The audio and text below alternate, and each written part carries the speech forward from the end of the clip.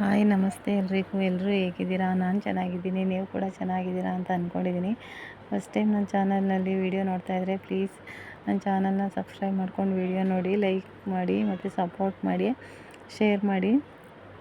ಇವತ್ತು ನಾನು ಬೆಳಗಿನ ತಿಂಡಿಗೆ ಬೀಟ್ರೂಟ್ ಪಲ್ಯ ಮತ್ತು ದೋಸೆ ಕಾಂಬಿನೇಷನ್ ಮಾಡ್ತಾಯಿದ್ದೀನಿ. ಇದಕ್ಕೆ ಬೇಕಾಗಿರೋ ಇಂಗ್ರೀಡಿಯೆಂಟ್ಗಳು: ಕಡಲೆಬೇಳೆ, ಸಾಸಿವೆ, ಈರುಳ್ಳಿ, ಕಟ್ ಮಾಡಿ ಇಟ್ಕೊಂಡಿರೋ ಈರುಳ್ಳಿ, ಒಣಮೆಣಸಿನ್ಕಾಯಿ ಮತ್ತು ಕರಿಬೇವು ಮತ್ತು ತುರಿದಿಟ್ಕೊಂಡಿರೋ ಬೀಟ್ರೂಟು. ಮೊದಲನೇದಾಗಿ ಸ್ಟವ್ ಹಚ್ಚಿ ಸ್ಟವ್ ಮೇಲೆ ಬಾಣಲಿ ಇಟ್ಟು ಬಾಣಲಿಗೆ ಸ್ವಲ್ಪ ಎಣ್ಣೆ ಹಾಕ್ಬಿಟ್ಟು, ಎಣ್ಣೆ ಕಾದ ನಂತರ ಕಡಲೆಬೇಳೆನ ಸೇರಿಸಿ ಕಡಲೆಬೇಳೆ ಕಲರ್ ಚೇಂಜ್ ಆಗೋವರೆಗೂ ಫ್ರೈ ಮಾಡಿಕೊಂಡು, ಅದಾದಮೇಲೆ ಸ್ವಲ್ಪ ಸಾಸಿವೆನ ಹಾಕಿ ಸಿಡಿಸಿ, ಅದಾದಮೇಲೆ ಸ್ವಲ್ಪ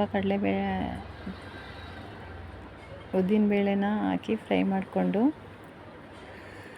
ನಂತರ ಒಣಮೆಣ್ಸಿನ್ಕಾಯಿ ಮತ್ತು ಕರಿಬೇವು ಸೊಪ್ಪು ಹಾಕಿ ಫ್ರೈ ಮಾಡ್ಕೊಳ್ತಾಯಿದ್ದೀನಿ. ಇಲ್ಲಿ ನಾನು ಹಸಿಮೆಣ್ಸಿನ್ಕಾಯಿನೂ ಹಾಕ್ಬೋದು, ಬಟ್ ನಾನು ಒಣಮೆಣ್ಸಿನ್ಕಾಯಿ ಹಾಕ್ಕೊಂಡು ಫ್ರೈ ಮಾಡ್ಕೊತಾ ಇದ್ದೀನಿ. ಅದಾದಮೇಲೆ ಒಂದು ಈರುಳ್ಳಿನ ಕಟ್ ಮಾಡಿ ಇಟ್ಕೊಂಡಿದ್ದೀನಿ ನಾನು, ಮೀಡಿಯಮ್ ಸೈಜ್ದು. ಅದನ್ನು ಹಾಕಿ ಫ್ರೈ ಮಾಡಿಕೊಂಡು, ಈರುಳ್ಳಿ ಕಲರ್ ಚೇಂಜ್ ಆಗೋವರೆಗೂ ಸ್ವಲ್ಪ ಫ್ರೈ ಮಾಡ್ಕೊಳ್ಬೇಕು.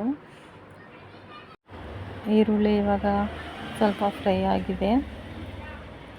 ಕಲರ್ ಚೇಂಜ್ ಆಗೋವರೆಗೂ ಫ್ರೈ ಮಾಡಿದ್ರೆ ಹಸಿ ವಾಸನೆ ಇರೋದಿಲ್ಲ ಅಂತ. ಅದಾದಮೇಲೆ ಕಟ್ ಮಾಡಿ ತುರಿದಿಟ್ಕೊಂಡಿರೋ ಬೀಟ್ರೂಟ್ನ ಸೇರಿಸಿ ಫ್ರೈ ಮಾಡ್ಕೊಳ್ಬೇಕು. ಈರುಳ್ಳಿ ಮತ್ತು ಕಡಲೆಬೇಳೆ, ಸಾಸಿವೆ, ಉದ್ದಿನಬೇಳೆ ಎಲ್ಲ ನೀಟಾಗಿ ಫ್ರೈ ಆಗಬೇಕು. ಕಲರ್ ಚೇಂಜ್ ಆಗೋವರೆಗೂ ಫ್ರೈ ಆದಮೇಲೆ ನಾವು ತುರಿದಿಟ್ಕೊಂಡಿರೋ ಬೀಟ್ರೂಟ್ನ ಅದಕ್ಕೆ ಸೇರಿಸ್ಬೇಕು. ಆವಾಗ ನಿಮಗೆ ಬೀಟ್ರೂಟ್ ಪಲ್ಯ ಟೇಸ್ಟ್ ತುಂಬ ಚೆನ್ನಾಗಿರುತ್ತೆ. ಇಲ್ಲಾಂದರೆ ಹಸಿ ಸ್ಮೆಲ್ ಬರುತ್ತೆ. ಅದನ್ನು ನೀಟಾಗಿ ಫ್ರೈ ಮಾಡ್ಕೊಳ್ಬೇಕು. ಅದಕ್ಕೆ ಸ್ವಲ್ಪ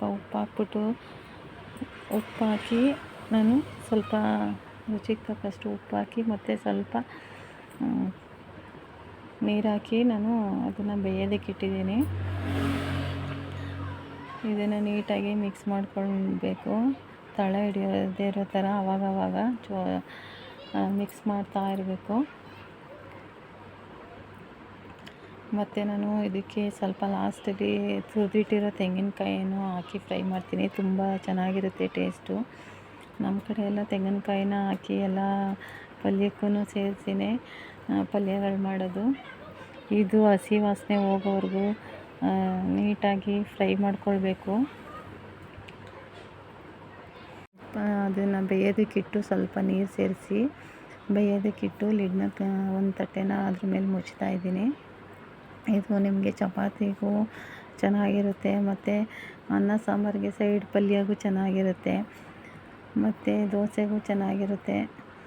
ಸೈಡಿಶ್ ಆಗಿ ಕೂಡ ನೀವು ಬೀಟ್ರೂಟ್ ಪಲ್ಯನ ತಿನ್ಬೋದು. ಇದು ಆರೋಗ್ಯಕ್ಕೆ ಒಳ್ಳೆಯದಾಗಿರುತ್ತೆ. ಮತ್ತು ಯಾರ್ಯಾರು ರಕ್ತ ಇರಲ್ಲ ಅಂತ ಅಂತಾರೆ, ಅವ್ರಿಗೆ ಡಾಕ್ಟರೇ ರೆಕಮೆಂಡ್ ಮಾಡ್ತಾರೆ ಮಕ್ಕಳಿಗೆ ಬೀಟ್ರೂಟ್ ಪಲ್ಯ ಮಾಡಿಕೊಡಿ ಅಂತೇಳಿ. ಇದಕ್ಕೆ ನಾನು ಕಾಂಬಿನೇಷನ್ ಆಗಿ ಬೆಳಗಿನ ತಿಂಡಿಗೆ ನಾನು ದೋಸೆ ಜೊತೆ ಮಾಡಿದ್ದೆ. ದೋಸೆಗೂ ಮತ್ತು ಬೀಟ್ರೂಟ್ ಪಲ್ಯಗೂ ಕಾಂಬಿನೇಷನ್ ತುಂಬ ಚೆನ್ನಾಗಿರುತ್ತೆ. ಇದನ್ನು ಒಂದು ಸರಿ ಟ್ರೈ ಮಾಡಿ. Thank you for watching. Next ವೀಡಿಯೋದಲ್ಲಿ ಸಿಗ್ತೀನಿ. ಈ ವಿಡಿಯೋ ನಿಮಗೆ ಇಷ್ಟ ಆದರೆ ಪ್ಲೀಸ್ ನನ್ನ ಚಾನಲ್ನ ಸಬ್ಸ್ಕ್ರೈಬ್ ಮಾಡ್ಕೊಳ್ಳಿ, ಲೈಕ್ ಮಾಡಿ, ಕಮೆಂಟ್ ಮಾಡಿ ಮತ್ತು ಶೇರ್ ಮಾಡಿ ಫ್ರೆಂಡ್ಸ್.